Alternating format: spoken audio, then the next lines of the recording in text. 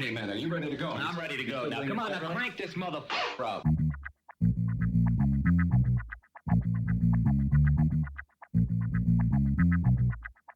Break it down like this.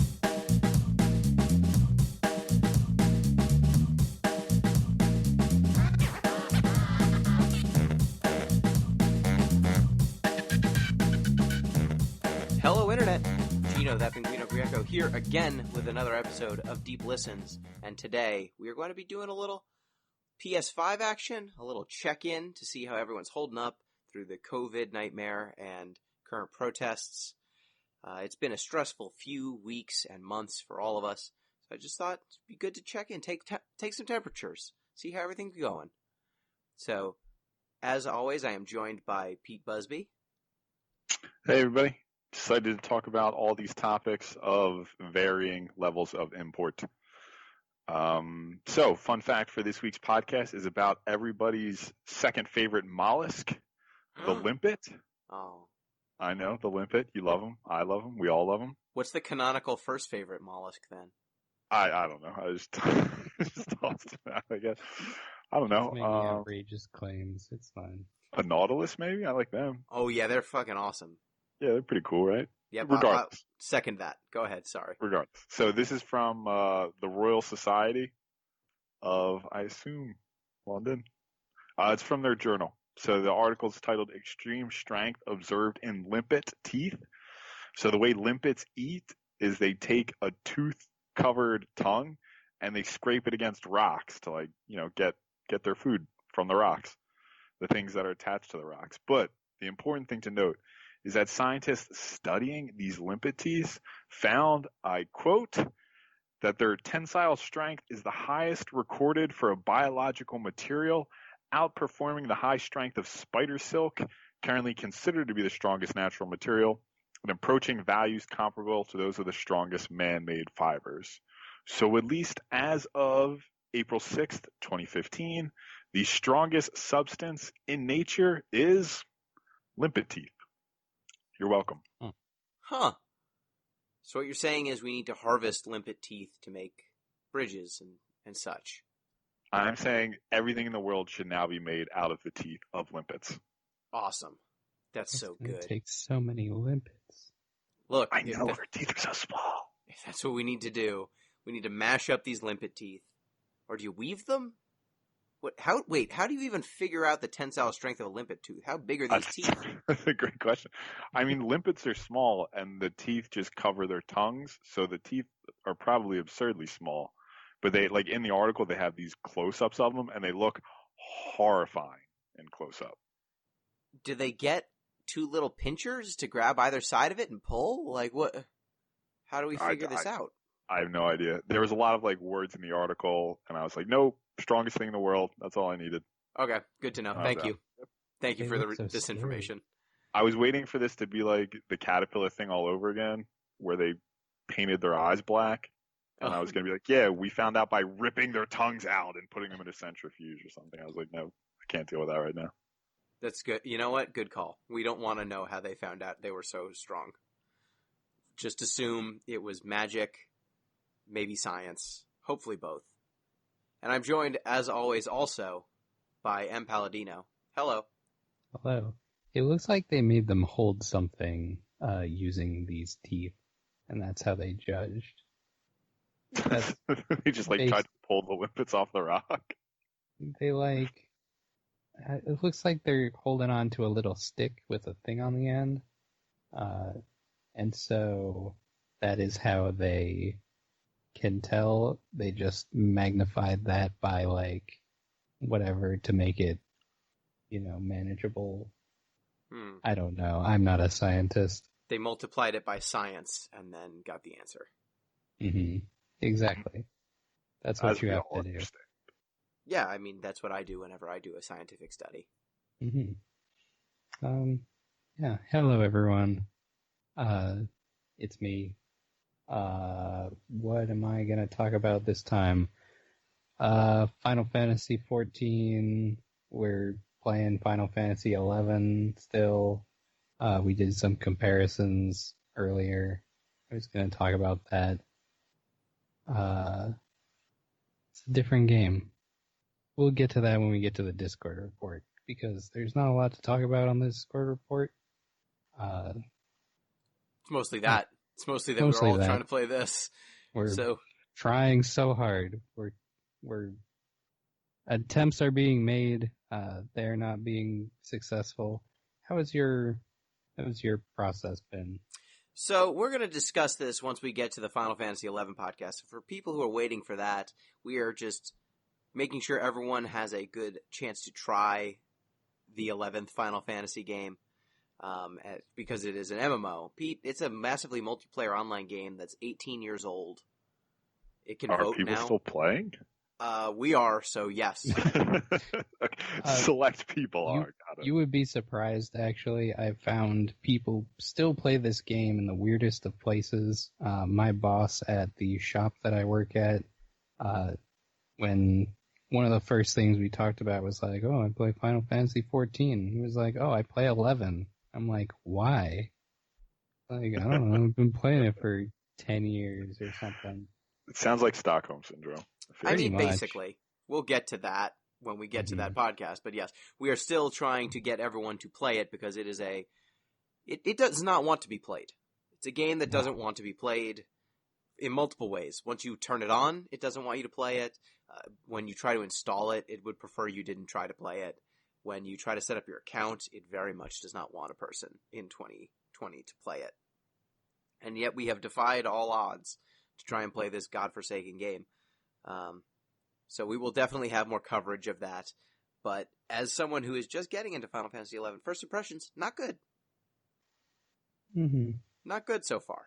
But who knows? Maybe we'll find the fun, much like my time with Terraria. I don't know. I mean, I've already played Final Fantasy XI for longer than I ever played Terraria before I found the fun. So, hope springs eternal. I played some Terraria last night and I found some more fun. So good. It's in there. You dug deeper really and gotta found find more fun. Yeah. Well, just a reminder, if you want to get in touch with the show, you can do so at DeepListensPod on Twitter, deeplistens.libsyn.com. We've got our comment sections, and deeplistenspodcast@gmail.com. In lieu of mentioning how you can support the show, once again, let's go ahead and direct you to a charity, a Black Lives Matter charity. So just a reminder, last week we informed everyone we were donating our Patreon bundle, our Patreon monies up until this point, to the Trans Women of Color Collective. And I'd like to direct you there again, just in case you want to make a donation and help out. You can do so at twocc.us. Help out. Even more relevant now. Yep. Even more relevant now. Recent news. Yep. More relevant now than it even was last week, and it was relevant then. So, thanks to everyone who's supporting us on Patreon. We will mention the Discord report, but, if you've got a little extra money kicking around, look at some charities right now. There's a lot of good to be done. So, speaking of the Discord report, M. The Discord report.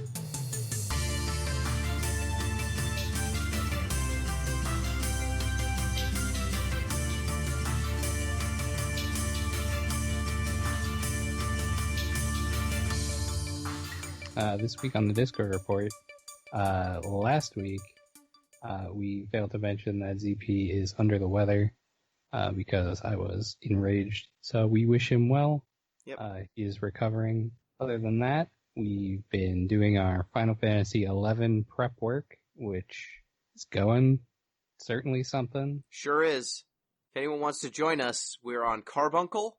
Yes. And we started in Sandoria, the elf place.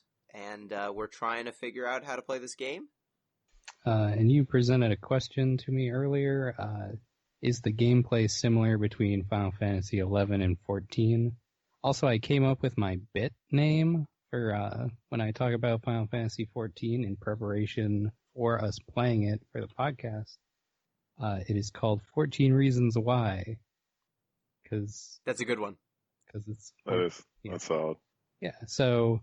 Compared to Final Fantasy XI, Final Fantasy XIV is a much more dynamic combat system than most Final Fantasies.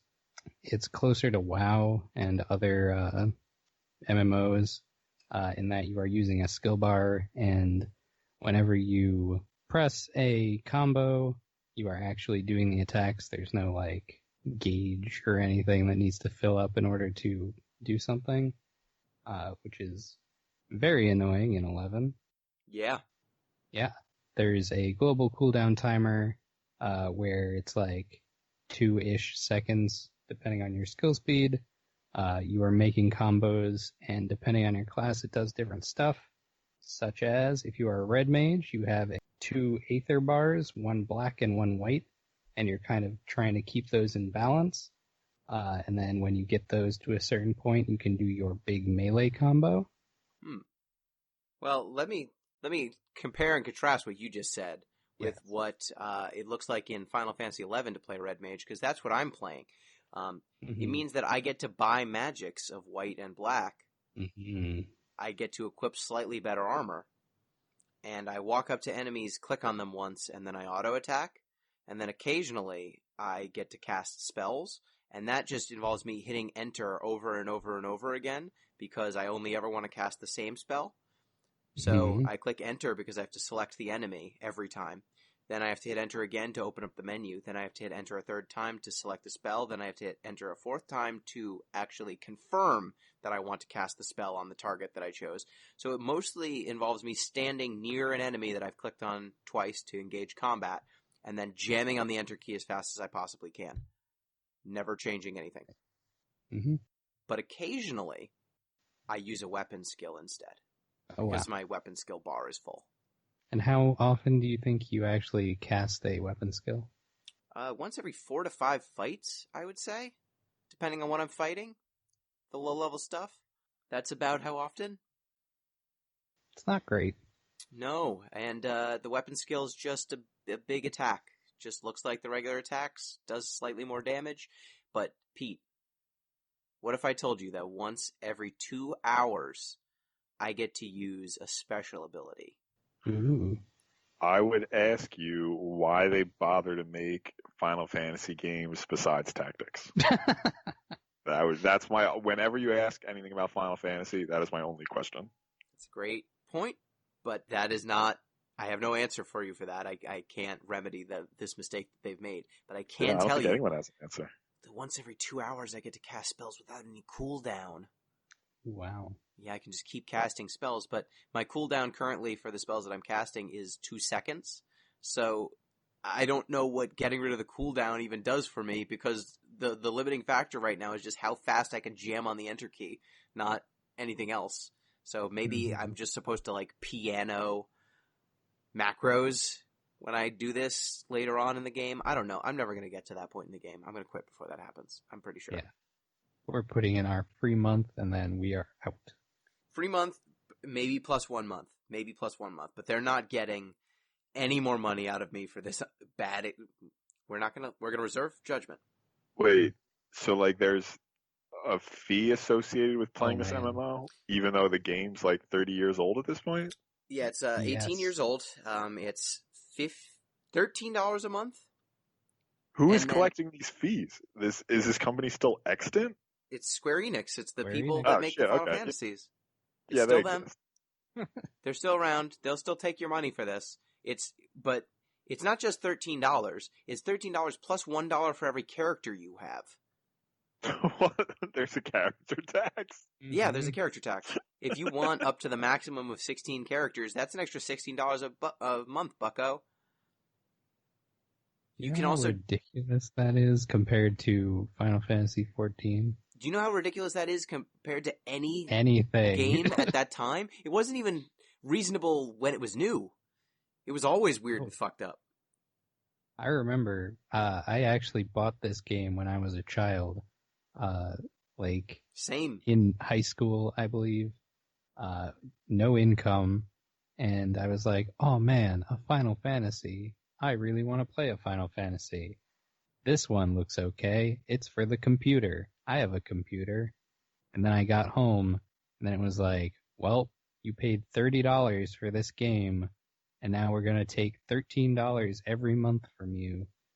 I was like, I guess I'm not playing this game. I'm close to sure this isn't a real game and it's just Marxist propaganda. And in that capacity, I support it 100% as an indictment of capitalism. There are at least 10 different currencies. Oh, I've man. seen. At least. I think there are more. This is going to 100% win the Marxist Indictment of Capitalism Award at the end of the year. Oh, almost certainly. So that's pretty much what the Discord report is. A bunch of folks on the Discord have joined us in our horrible quest to try and play this game. We will have podcast coverage of it in depth in the future. Join us if you can. If you've been playing Final Fantasy XI, give me your items. I don't want to buy them. I don't want to find them. Please, I need to get a Chocobo license so I don't have to run everywhere. Pete, you have to run everywhere with your feet. Like a Chocobo license to ride.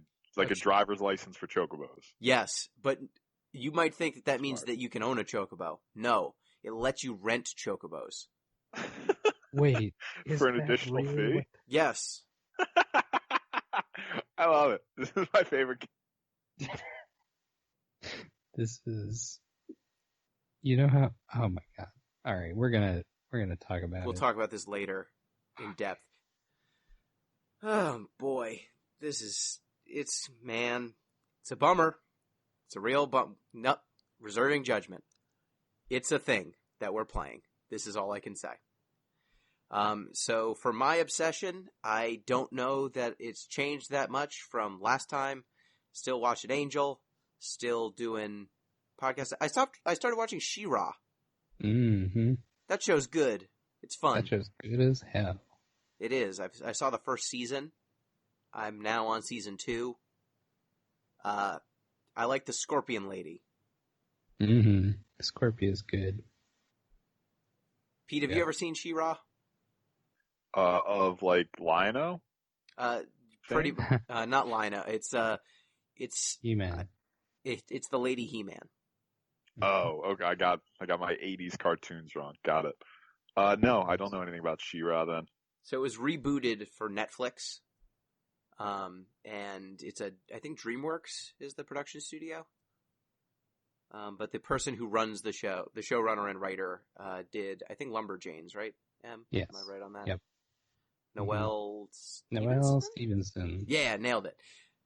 So yeah, the show is really well done. It's fun. It's a kid's show, but its overall themes are nice. It's one of the gayest shows I've seen in a long time. Oh yeah. Very much so. Okay.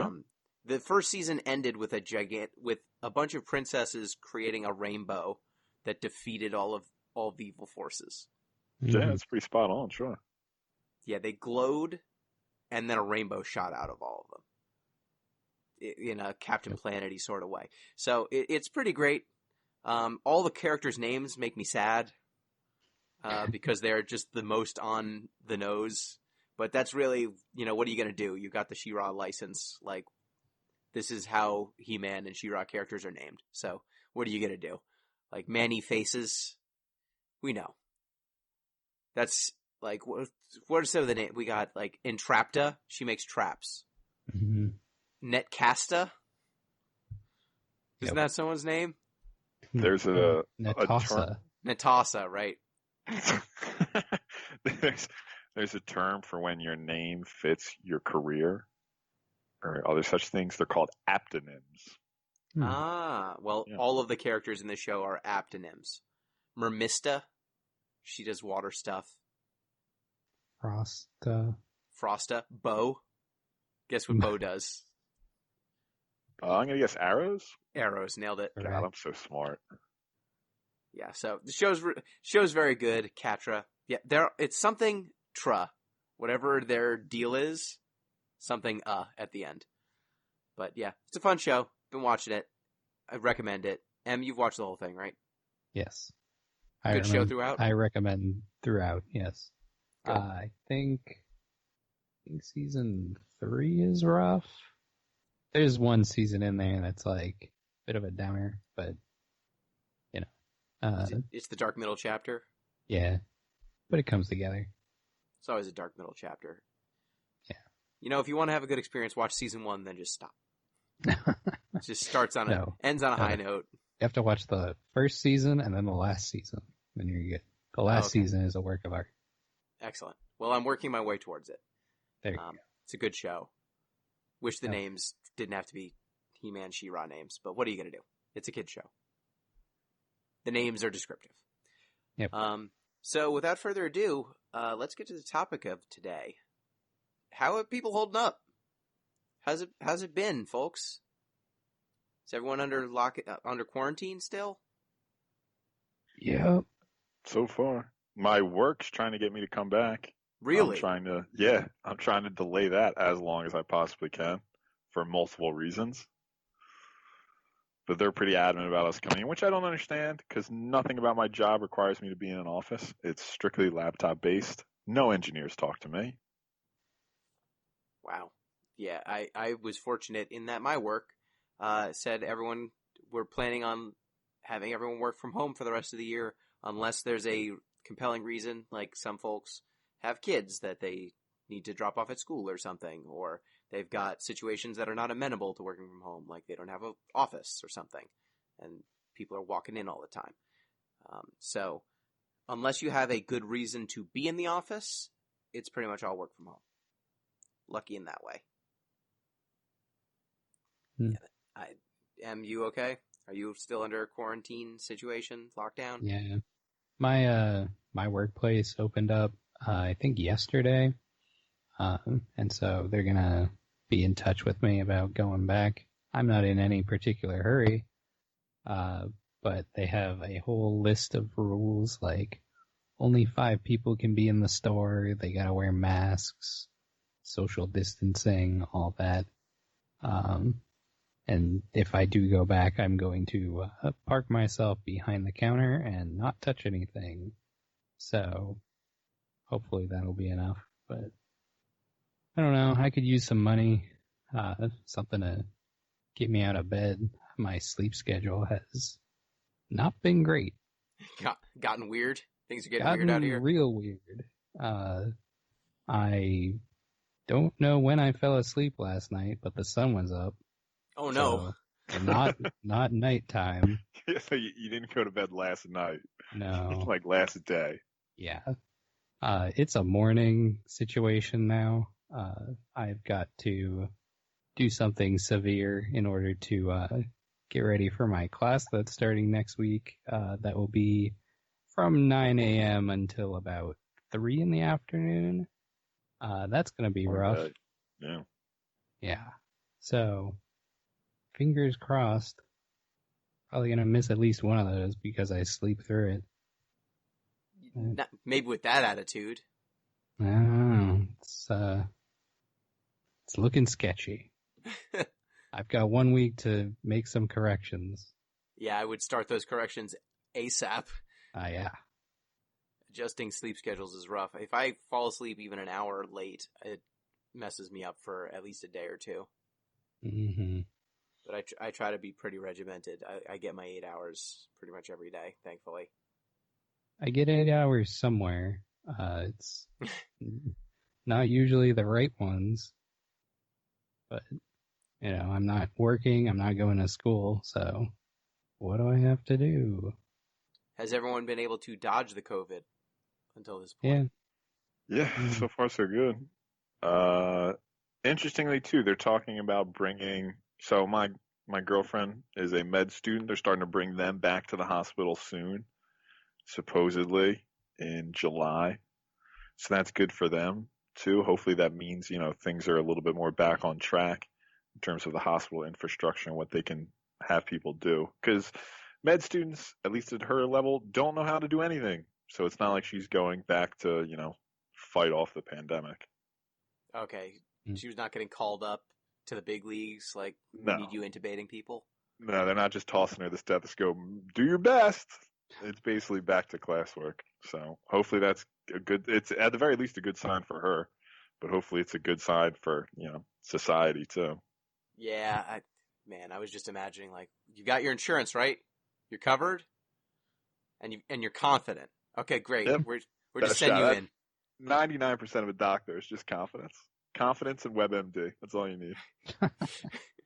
Look, people use these robots nowadays to do most of the surgeries anyway. It's fine. Oh, man.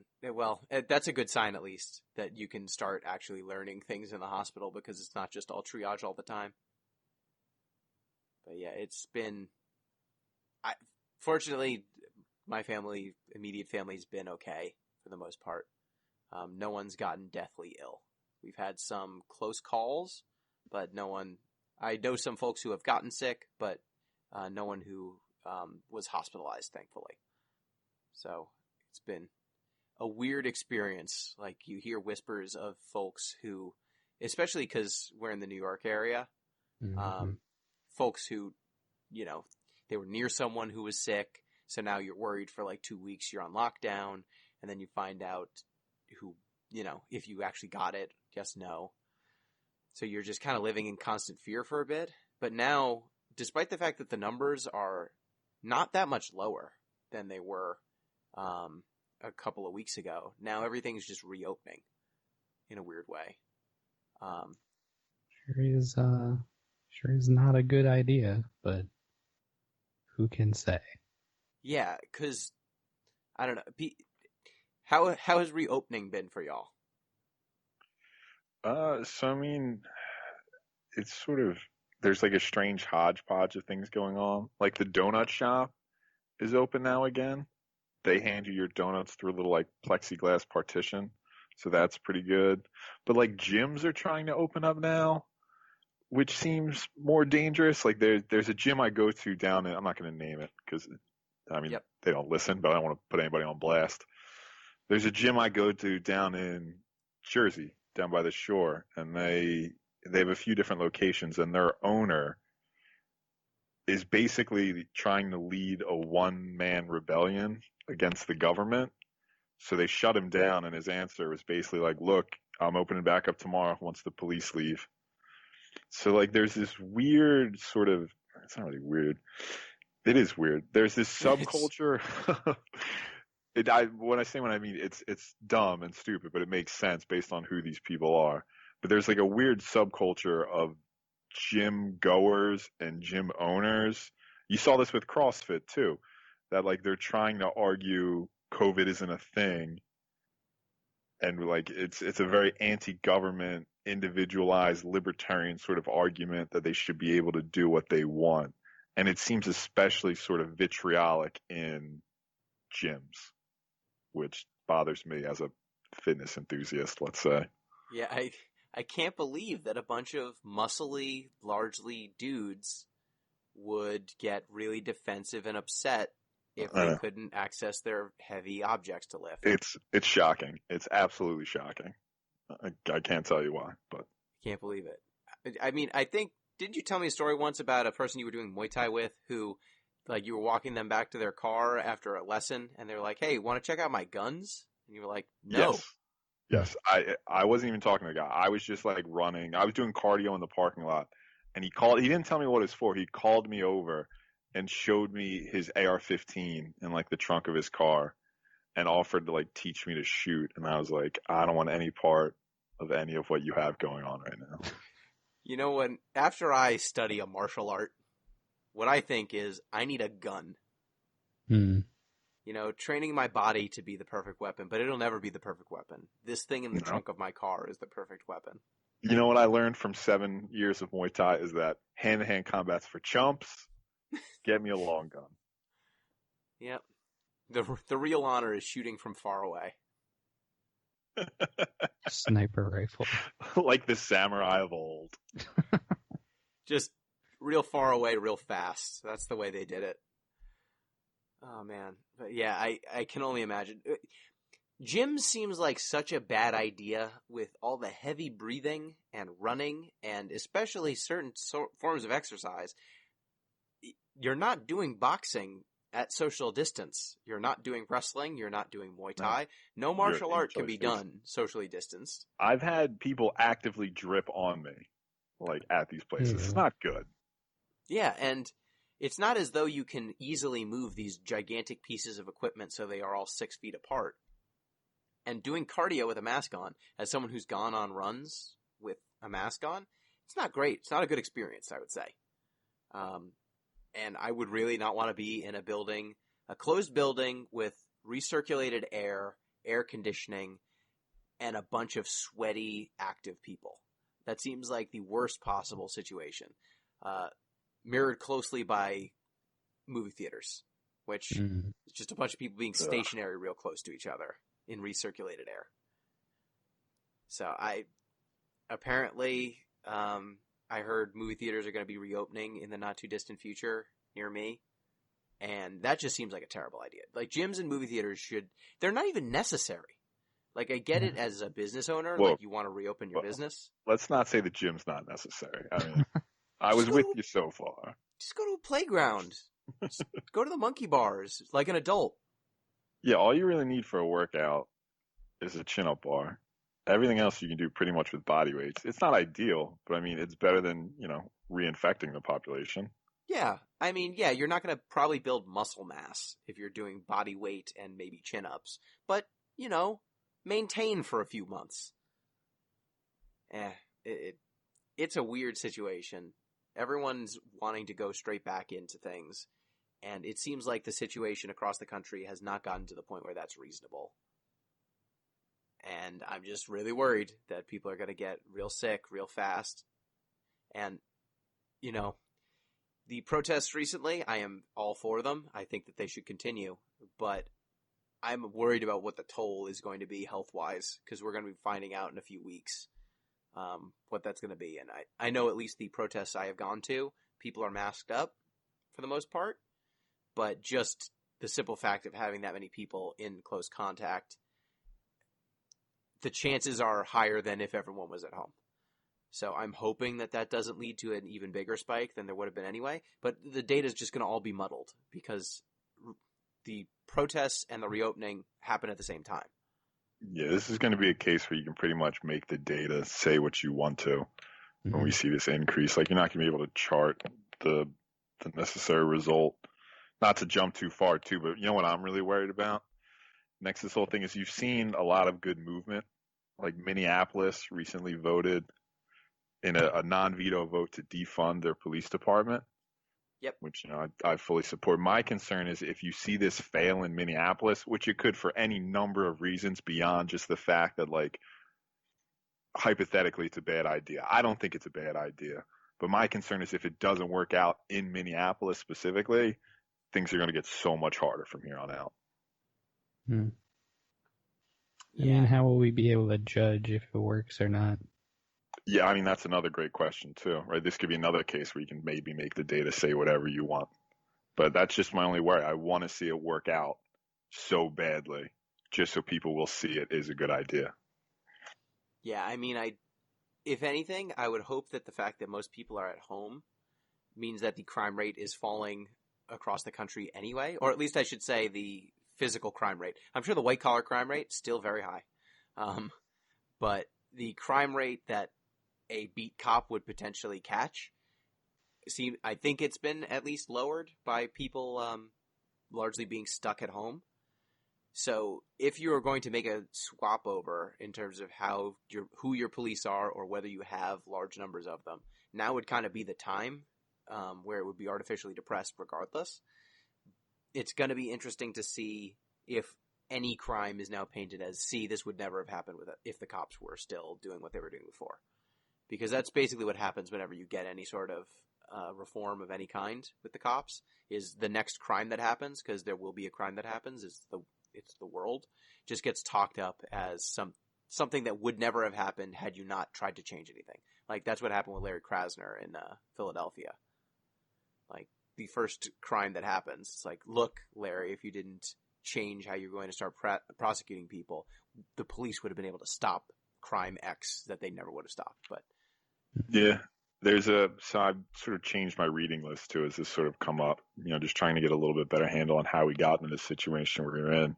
And one of the points one of the books makes is about sort of this very issue, right? Is it takes political courage to make these sorts of changes, because the responsibility for the status quo is diffuse, right? Like, you're not really going to point to one active person and say, oh, this is their fault. But the second somebody tries to change something, they're putting themselves forward, and you can now say, oh, that's X person's fault. as opposed to, our terrible status quo, which is just all of our faults, really. Yep.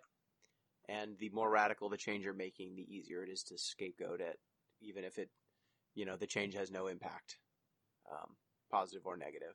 It's just easy to point out a change and say, yep, it's that person's fault. So yeah, I'm hoping that things work out. Like the defunding of the Minnesota Police Department seems smart. Like they seem like a bad police department. Like if all you do is fire everyone there and rehire with more stringent hiring, I think you'd probably still end up with a better outcome than if you did nothing. Which I think gives you a lot of latitude as a government, because there are so many reforms that could be done that would make a better outcome, that you can pretty much start. Defund the police is such a broad ask that you can start like several different ways to the right of that idea and still end up with a gigantic shakeup to the status quo that doesn't scare people as much as that slogan does, if you know what I'm saying. Yeah, I get you.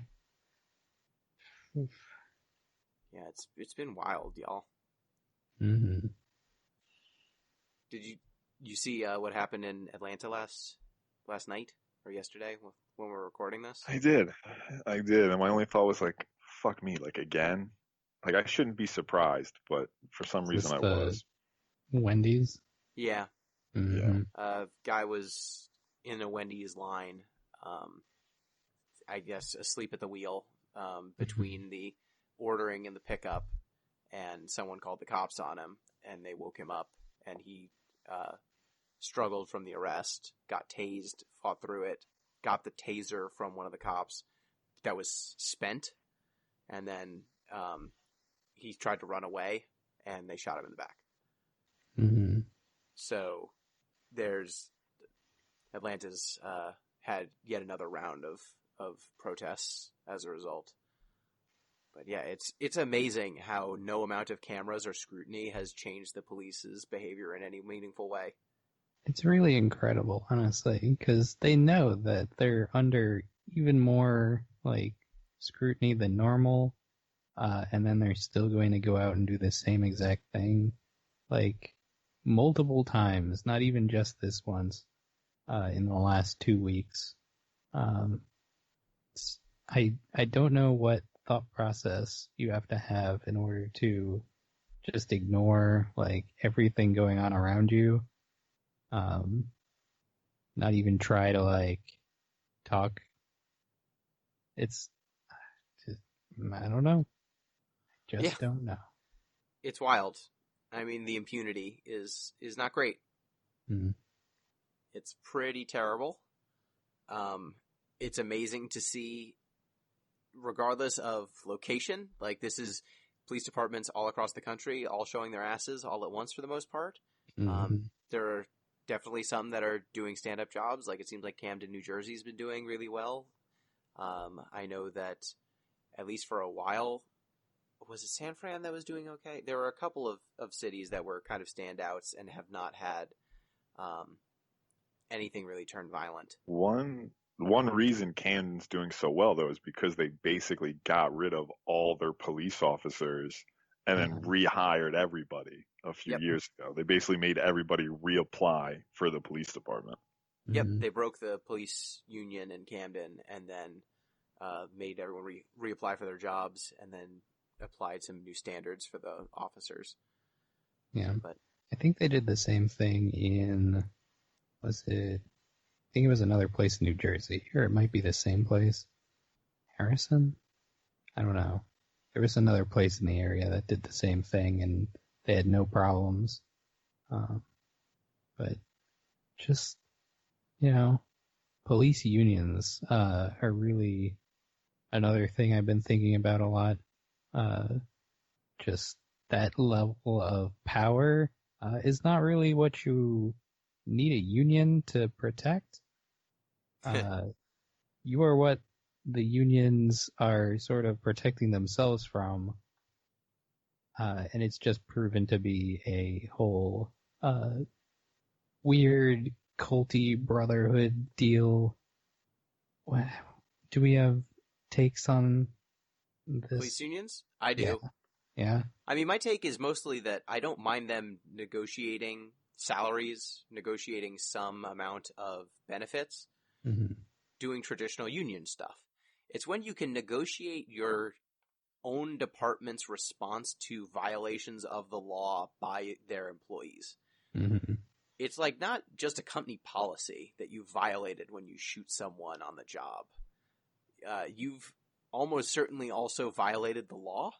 And when you can write into your union contract that, in cases of officer shootings, you have a period where you're going to be put on desk duty or you're going to be put on paid leave.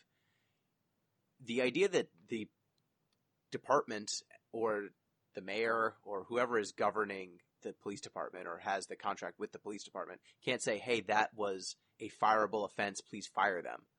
Because it's negotiated into your contract that that's not how we respond to officer violations of the law. I don't understand how you have that sort of bargaining power. Like, you shouldn't be able to bargain away the law's right to prosecute you. Yeah. And that's part of the contract. This What is fits that into called? What is the term Qualified for that? immunity? Qualified immunity. Yeah. Well, qualified immunity is what happens if a police officer is actually accused of a shooting and goes to trial and is acquitted. That is usually the defense that is given. But I'm talking about before we even get there. Like, what does a police department do with someone who has committed an offense on the job? Like, usually you hear about the officer getting paid leave temporarily. That's usually baked into the contract that this is how we respond to a shooting. Like, as the investigation is happening, they are put on paid leave. But there's no circumstance that overrides it. Mm-hmm. It pains me too. Like, I hesitate to say anything bad about unions just because I'm staunchly pro-union. But this fits with John Kenneth Galbraith's theory on unions. So he talks about them as a source of, his phrase is countervailing power. So like the corporate structure, these huge mammoth companies like Walmart or something, has so much power that these other groups, unions, rise up to sort of act as a check on that power, basically like checks and balances. So I think here is a case where you have a police union that doesn't really, it's not acting as countervailing power because it's not countervailing anything. Up until now, no one's really challenged the police that in any sort of meaningful way, I would say. So here's a case where there's no countervailing power. So the inherent function of a union has just been debased. There's no real natural reason for it, so to speak, at least in terms of like typical union theory.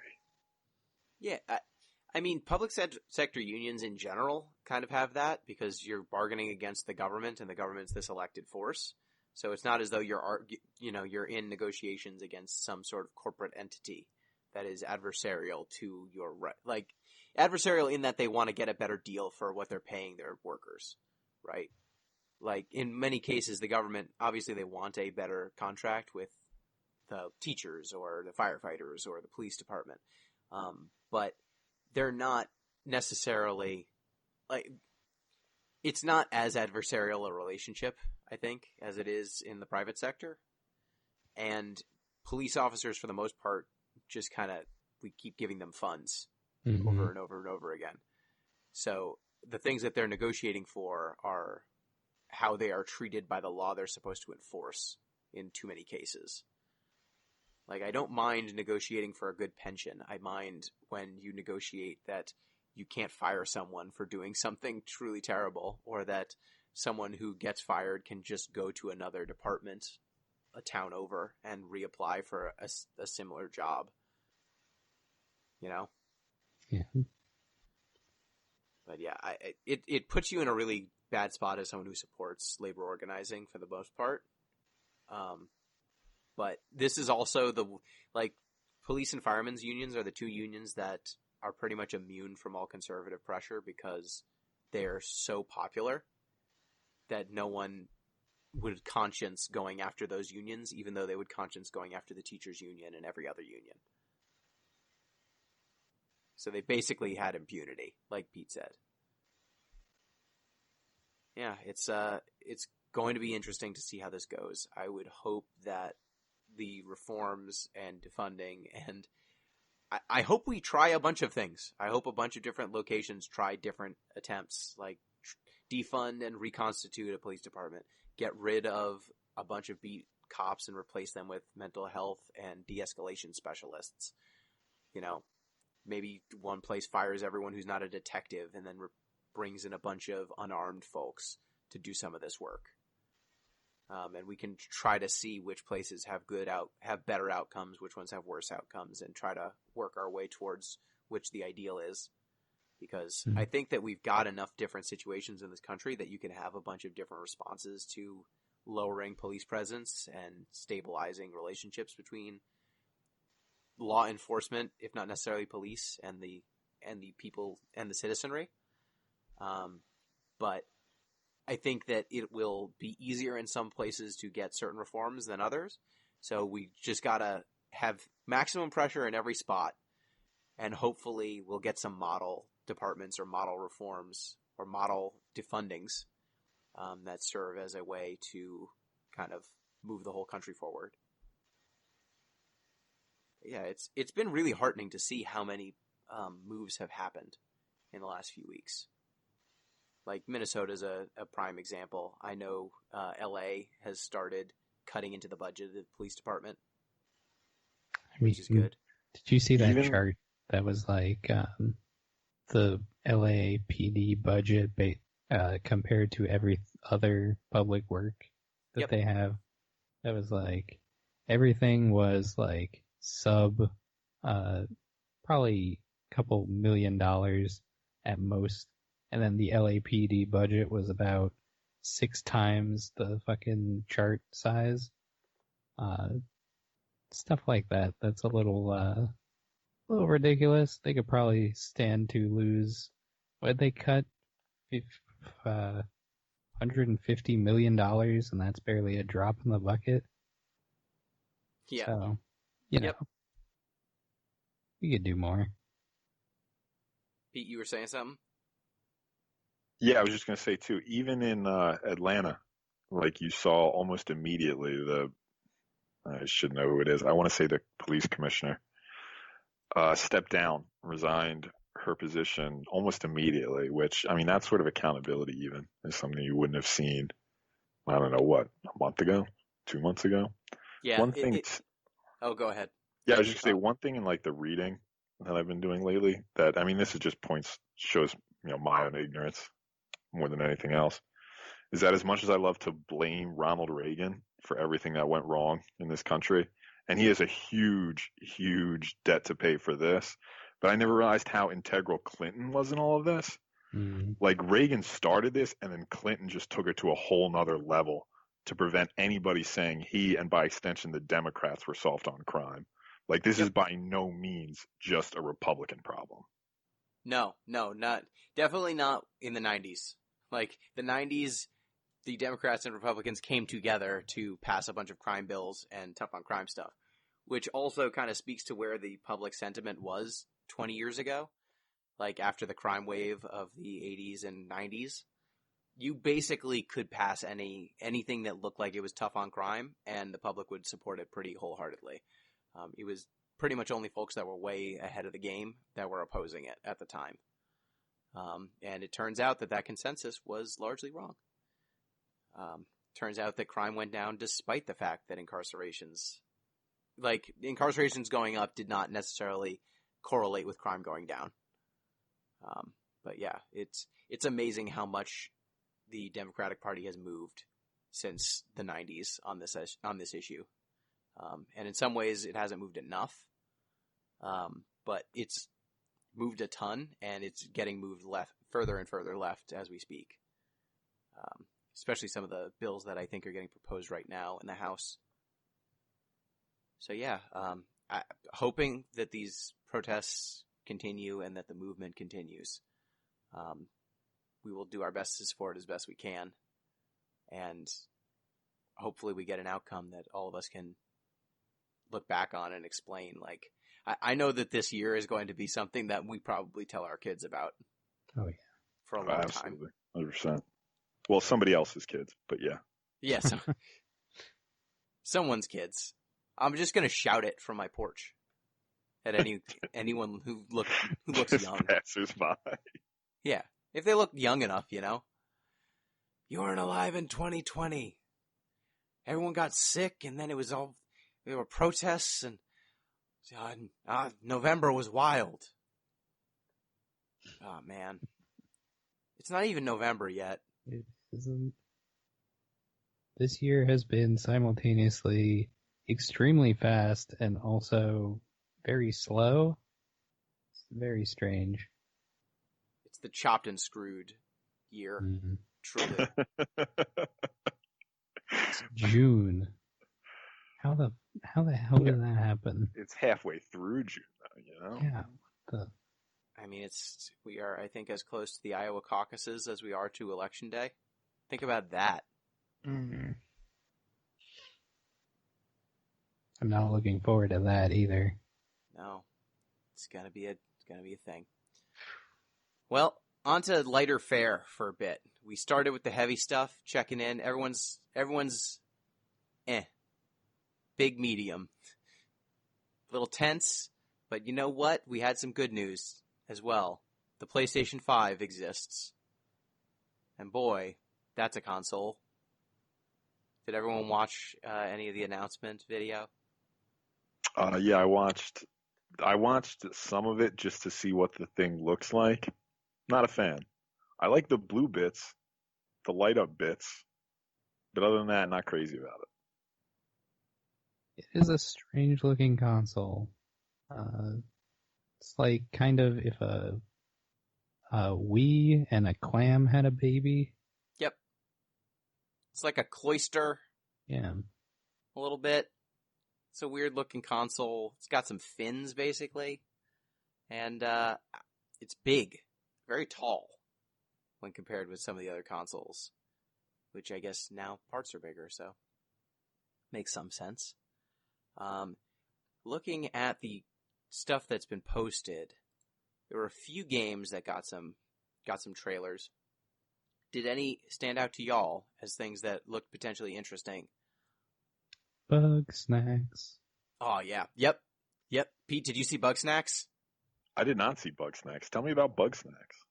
Okay, so Bug Snacks is from the makers of Octodad. Do you know about Octodad? I do know about Octodad. Okay, so Bug Snacks is what its name implies. It is about an island where there are snacks that are also bugs.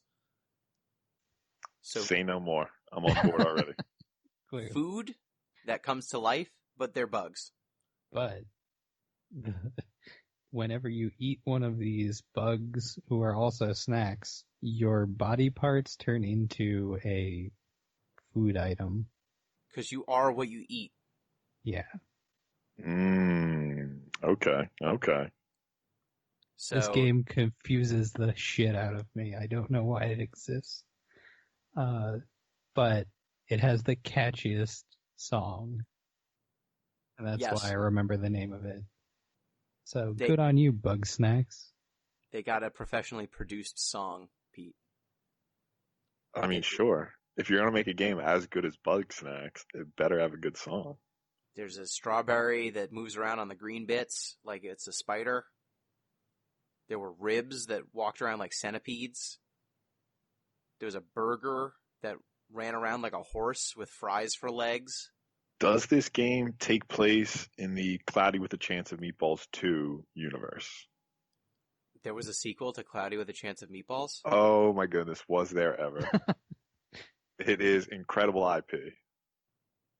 Oh my goodness. What is that universe populated with sentient food items? Yep, it's basically think Jurassic Park, but alive food. Then yes, I think Bug Snacks does occur in the same universe. Excellent. I'm expecting a crossover very soon. Some sort of otter creature was the narrator in this trailer, and it had an Australian accent and a hat, and did a Steve Irwin bit with one of these little Bug Snacks. So that game looks like drugs. Yeah. And I am all for it. I would like to play it at some point. I assume that at some point it will be available for a price that I find reasonable. Hopefully it will come to PC, because I need to know. I need to know. I need to play the Bugsnax. Let's see. What else came out? Spider-Man Miles Morales? That looks good. It does. The PS4 Spider-Man, there was a time when literally every single person on Twitter was playing that one. Miles Morales makes an appearance. He's a reoccurring character in there. Oh, and yes. Now he's getting his own game. Now he's Spider-Man. So that should be fun. Maybe he won't help the cops set up surveillance equipment. Yeah, that was didn't age well. That was a major feature in the first Spider-Man PlayStation game. Don't think that's gonna make a comeback. What if it does, though? Mm-hmm. Yeah, I'm glad we finally got clarity on whether that was going to be an expansion pack or if it was going to be a standalone game. It looks like it's a standalone game that's maybe just not as big as the existing Spider-Man game. That's fine. Looks cool. I would potentially play that. Spider-Man might move the coolest of any of the superheroes. I really enjoy the swinging. Doesn't everybody? Yeah, better than flying in terms of like just fun. Yes, it looks so fun to be Spider-Man and move as Spider-Man, even though it makes movies more difficult for him. Because there are a lot of scenes where there is not something overhanging, and yet he's still swinging, and it's just like, what's he swinging on? Mm-hmm. You know, I'm sure that in the comic books they have sections where he's just on a flat, open plane, and then he's just a running man. That's it. His superpowers do nothing. You know, there's a similar character in One Piece called Don Quixote do Flamingo. What? Yes. Yeah, his name's Don Quixote do Flamingo. He's kind of a dick, but he has cool powers. And he actually can swing like Spider-Man too, but he uses clouds. So he throws thread up and basically lassos clouds and uses them to swing in, standard One Piece fashion. Okay, that's dope as hell. Yeah. Did you I ever thought do you meant One Luffy. Piece? No, Luffy has gummy powers. I know, but he Obviously. swings too with his arms. That's true. Not like Spider-Man, though. That's true. He usually doesn't swing like Spider-Man. I mean, usually they're on boats, so I don't think that would really work. If boats have masts. You could do it like once. You could do it like you once. could swing around the boat, yeah. I mean, you can't go that far. You can go from boat to boat and back and forth. The problem is if he falls in the ocean, then he can't swim, which is a downside of his powers. It's a real bummer. Yeah. So you gotta be really careful if you're swinging from boats. He really just needs to go to a continent. Mm-hmm. Then he just runs it. Well, I mean, a lot of them do. That's what Crocodile did. Yeah. That's true. That is, if there's a running theme with One Piece, it's that you get to a large enough body of land, and then one person with some sort of gummy power got there, or forbidden fruit power, and they just run that shit. And then they all get separated and have to find each other again. That's basically the plot of 90% of the episode. Yeah. They keep making them. I read a Twitter post that was like, someone suggested I should watch One Piece, and I think marriage is less of a commitment. Which Yeah. I definitely agree with. One Piece has been going on for far too long. We have outgrown the need for One Piece. It's the one true shonen, because it can go forever. Other ones eventually ran out of plot, but One Piece was like, no. The plot is we're going to go from island to island fighting goobers, and we're going to occasionally add a person to the crew. Do they ever subtract people from the crew? Sometimes people go off on their own, but usually they come back eventually. Yeah. I haven't seen a permanent removal, no. Yeah, they just get more. It's just more and bigger. Always. Forever. For like, what, 20 years now? Yeah, it's like Almost. 900 and some episodes, I think. Maybe Yeah. more now. Good for them. You know what? The Forever Show. This has been our One Piece detour. Thank you for coming. Yes. I was going to say, Can we talk were you about gonna... Bleach now? Is that show done? Presently, yes. Good. And were you going to ask about One Piece, or it sounded like you were going to ask about a One Piece game or something? Oh no, I was Okay. segueing for us. That's a good call. The game that jumped out to me was Ghostwire Tokyo. That game looked cool as hell. I didn't see this one. I believe this was a Shinji Mikami joint, if I remember correctly. Yep, Shinji Mikami. Oh, this is that weird sci-fi thing. Yeah, it takes place in Tokyo, and you're fighting ghosts, and it looked like your character does sweet ninja hand signs. Speaking of, I should have transitioned. Speaking of shonen anime, Nice. Ghostwire Tokyo has ninja hand signs like Naruto, and then as you do the ninja hand signs, it causes you to do superpowers or like open portals and stuff. So you're fighting ghosts on the streets of Tokyo like a Yu Yu Hakusho sort of deal. And then you fight the ghosts with your powers. It looked cool. And it looks really cool. Like the ghost designs look really cool. They described it as some sort of horror game also. So I was all for this. I recommend checking that trailer out. There wasn't much to it other than ghost fighting, but that's all I need. Cool ghost fighting. Hand signs. Seems to draw from a lot of Japanese horror, like that sort of genre. So if you're into that kind of thing, seems pretty good. It's first person, which I thought was weird, but maybe it works out. I don't know. That's what made the hand signs even cooler. That's true. I don't know. I feel like first person I've been straying away from lately. Like that new Valorant. Is that the Riot joint? Yes. That came out? That's the Riot shooter. Yeah. We're not on good terms with Riot anyway, but when I saw it was first person, I was like, I don't know about that.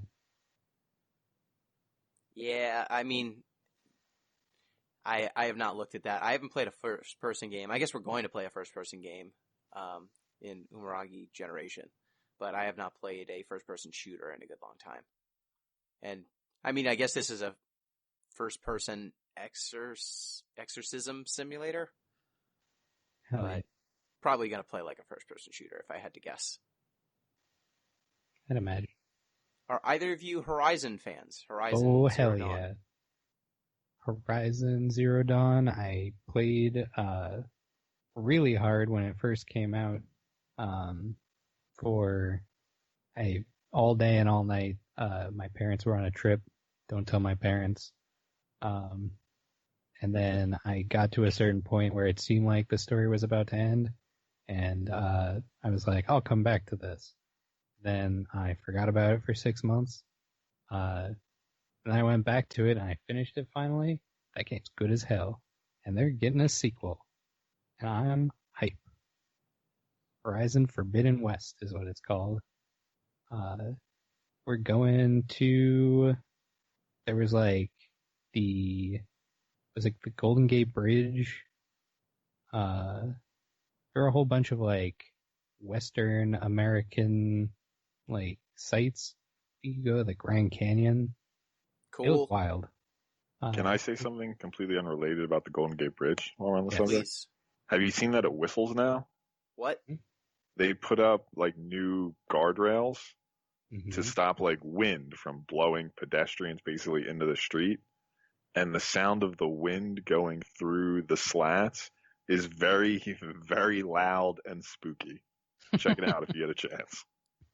Awesome. Well, that's very fitting for Horizon Forbidden West. Spooky bridges full of robot gorillas and crocodiles and such. That game has a cool aesthetic. Yeah. I don't know that I'll ever play it, but it looks cool as hell. Are you gonna play it? I mean, I don't have a PS5. Maybe I'll get a PS5. I didn't get a PS4. I skipped out on consoles this generation. My PC was able to play everything I wanted to play. You have a Switch. I have a Switch, that's true. But that's because Nintendo never caves. That's true. They always say, if you want to play our shit, you're going to get our new console. And you know what? The Switch replaced my Vita, basically. I wanted a mobile console, and the Switch was able to do that.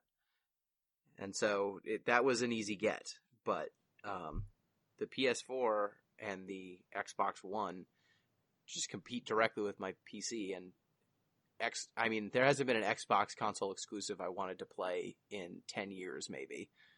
The PlayStation console exclusives I've wanted to play, it's basically just 7 remaster, I think. Like, I like some of the stuff that I've seen, like Horizon Zero Dawn, but it's not something that I felt the need to shell out like $600 to play a game, and I can play the rest of the stuff. But we'll see. I mean, some of these games looked really good to me. Like, I liked... Let me see if I can find what the name of it was. I think it was called, like, the Monster Within or something, or the Devil Within. Little Devil Inside? Yeah, Little Devil Inside looked cool. It looked very stylized, almost like papercrafty, and seemed like there was some sort of old man living his old man life, but then inside of him was some sort of monster slayer fighting his inner demons.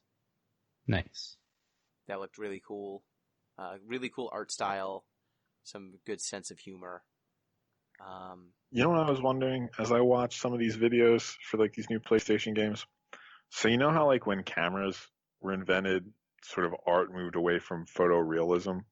Like that's sort of what gave rise to like abstract art in a certain sense.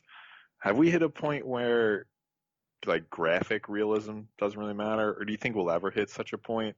Like I don't really care about graphics anymore. If I ever did, I guess. It just seems to me like what's the point of just ever more photorealistic graphics? Yeah, for my general enjoyment of games, I have not cared about the accuracy of graphics in a very long time. And the PS4 seemed closer than I ever necessarily wanted. Mm-hmm. So now the PS5 graphics being even more photorealistic, there's diminishing returns. At a certain point, you're photorealistic, and then I wonder what is the world you're making, right? Like, yeah, this person emotes like a person, but are you doing anything fun? Does the world have any sort of color? I see reality all the time. I would really like to see some inventive, creative worlds, locations, mechanics. So almost all the games that I've called out have not necessarily been photorealistic in their interpretation. They tend to be more abstract or more stylized. Mm-hmm. So I think that some of these games, in some cases, I just am not interested in them because they're going for photorealism. Bug snacks. I don't want to see photorealistic bug snacks. I don't think that more graphics would help bug snacks. Like, some of these games, it seems like they really wanted to push the console as far as it could go, as far as, like, what it could render. What was it? Demon Souls, which they are remaking for the PS5. Finally. Yeah, took them long enough. People have been asking for that for forever. That one looked beautiful. I don't think it needs to be like, see every pores on the zombie that's attacking you, like the Resident Evil 8. Yeah. They're making another Resident Evil, by the way. I don't know. I don't think NBA 2K21 needs to be full HD realistic. I don't know. I felt like PS4 was the limit. Like, what else did we need? But they're like, we'll make it even faster. The sweat is even more viscous now in the NBA players. 2 comments on the NBA trailer. One, Zion Williamson is not that skinny. His character model, far too skinny. He's like, what? He's probably like 280.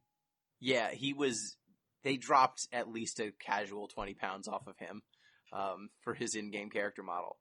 And 2, it's amazing to see the NBA games and the sports games, for the most part. For a while, they were the leader of like, hey, look, this person looks like this character model looks like this person. Look at how close they are. Now they're actually a step or 2 removed, I think, in terms of fidelity from some of the games that are just authored experiences.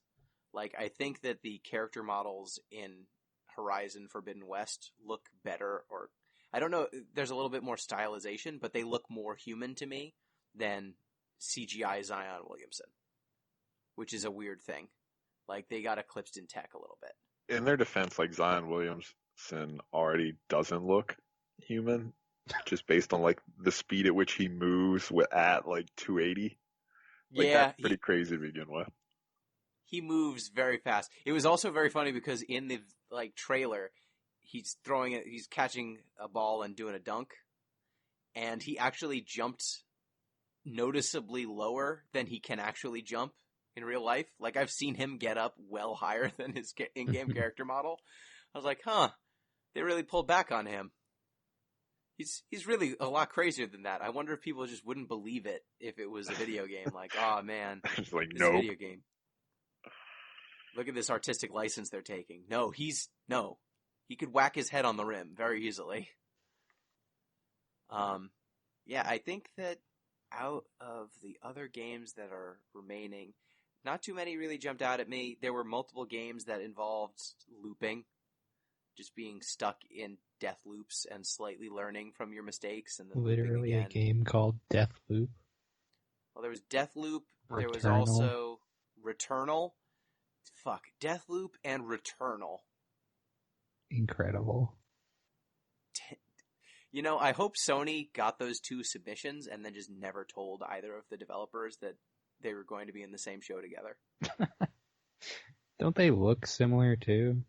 No. One of them looks like a stylized, Oh, almost like right. blaxploitation Mm-hmm. movie. Deathloop looks like, what were those? Was it Guillermo del Toro or Quentin Tarantino? There were two movies. Grindhouse. Grindhouse, Yeah. yes. Mm-hmm. It looks almost like a Grindhouse movie. And Returnal looks like Prometheus or something. You're in space and you're on a foreign planet, but the planet's making you crazy. Mm-hmm. Oh, I was thinking of Pragmata, which we don't know anything about. The trailer didn't tell us much. Ah, yes, the cat ghosts. Yeah, there's like sci-fi like data cats. There's a little girl, there's a guy in a spacesuit. You are, quote, protecting the world and a little girl from otherworldly forces. And you're walking through desolate, futuristic streets. Death Stranding 2. Yeah, it looks like something Hideo Kojima would concoct. And we know just about as much about it as we knew about Death Stranding. So, you know. Do we know who made that? Death Stranding? No, No, I Pragmata. have no idea who made Pragmata. It was a very short trailer, and I don't think there was any commentary before or after. Mm-hmm. There were a bunch of games that was just like trailer. Like, they're making another... I mean, it's not a Little Big Planet game. It's Sackboy: A Big Adventure. They're making a just platformer. They took all the interesting parts out of Little Big Planet and said what it instead is just a platformer. I hope that they didn't fix the physics at all. I hope it still fit like really oddly floaty and unappealing to play. Didn't everyone like Little Big Planet? I liked Little Big Planet. I just found that the platforming was the least interesting part. The cool part of Little Big Planet is building your own levels and seeing all the weird levels that they were able to make. Like, sometimes it'd be a first-person shooter or something. Or, like, a weird space sim. But the parts where I'm just platforming and occasionally using, like, a string grappling hook were often the most boring parts of Little Big Planet. And that's all this game is, from what I can tell. So yeah, I think the PS5 looked interesting. There's a Ratchet in Ratchet and Clank Rift Apart. We don't know anything about her. People have been saying that there is canonical evidence that this new character is not supposed to have a tail because only male, whatever the Lombaxes. Yeah, I never played the Ratchet and Clank games. I played one. It was good. Yeah. Yeah.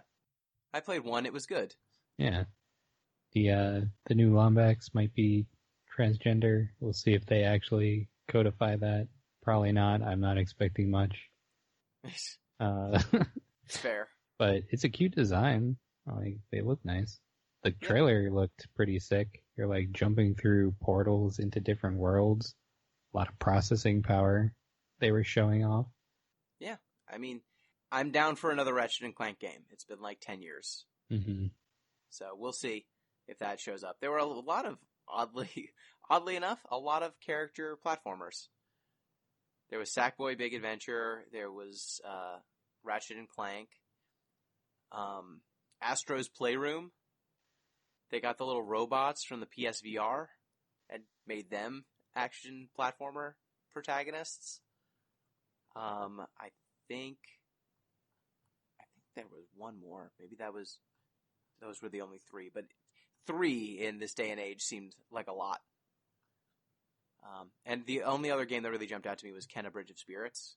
It looked like a Pikmin game, but with a different art style. Which, hey, works for me. I like Pikmin. So, anything else that we want to talk about with the PS5? Looked cool.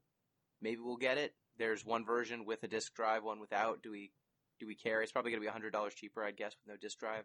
I'm sort of annoyed that they took the disc drive off in the same way that, like, I'm annoyed that they took the headphone jack off the iPhone, but I'm not shocked.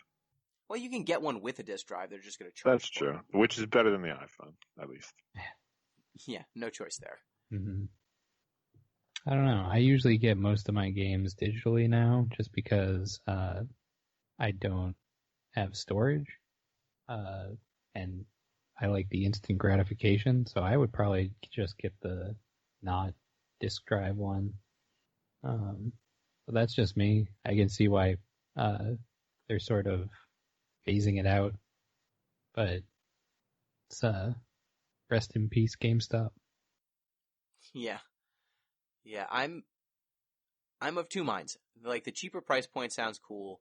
I mostly download games now. My computer, my desktop has not had a disc drive for 7 years, and I haven't cared, not once. Mm-hmm. So I get that. The only downside is games are getting huge now, and I don't know how big of a hard drive they're going to give you to where you can download as many games as you want. Like, I would ideally not want to worry about my hard drive if I'm going to buy one without a disc drive. Yeah. And if that's the case, are they giving you a 1 terabyte drive, 2 terabytes, 3? I don't know, but games now can be over 100 gigs, all told. And if that's the case, then you're going to need a huge drive to be able to download a few AAA games. Yeah. Final Fantasy VII Remake was like 80 gigs, I think. That I have a external hard drive for my PS4, so that's probably almost full by now, and it's got a lot of games in there, but with a console like this, I would expect it to be at least 1 terabyte, if not 2. Yeah, I'd hope for that, Mm-hmm. but I think we'll see. Once we get the specs, I'll be able to gauge a little bit more how I feel about the no disc drive version. Because I've always enjoyed having the disc drive, just not worrying about the load times, not worrying about having to download a game. Though that's now out the window because games have to update on day one almost always. Mm-hmm. But having that safety net is always nice.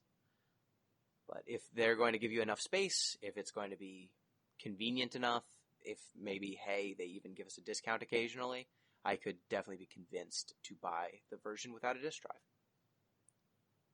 So, I think, without further ado, that's it for the PS5 release. That's it for our discussion. Hope everyone's doing okay out there in listener land. If you want to write in, get in touch with us, you can do so at DeepListensPod on Twitter, deeplistens.libsyn.com. We've got our comment sections, and deeplistenspodcast@gmail.com. If you can, please support various Black Lives Matter charities. Donate if you can. The donation that we made from our show is to the Trans Women of Color Collective, twocc.us. You can donate there. And if you are following along with the show, next week we should be doing let me make sure I pronounce this correctly. Yep, Umurangi Generation. We'll be taking pictures in apocalyptic setting. So thank you, Pete. Yep, pleasure to talk about both current events, both big and small. There we go. Yep. Thank you, Em. Thank you. Agreed. Happy to vent a little bit. Talk about games. Excellent. And thank you, listeners. Till next time, peace. Break it down like this.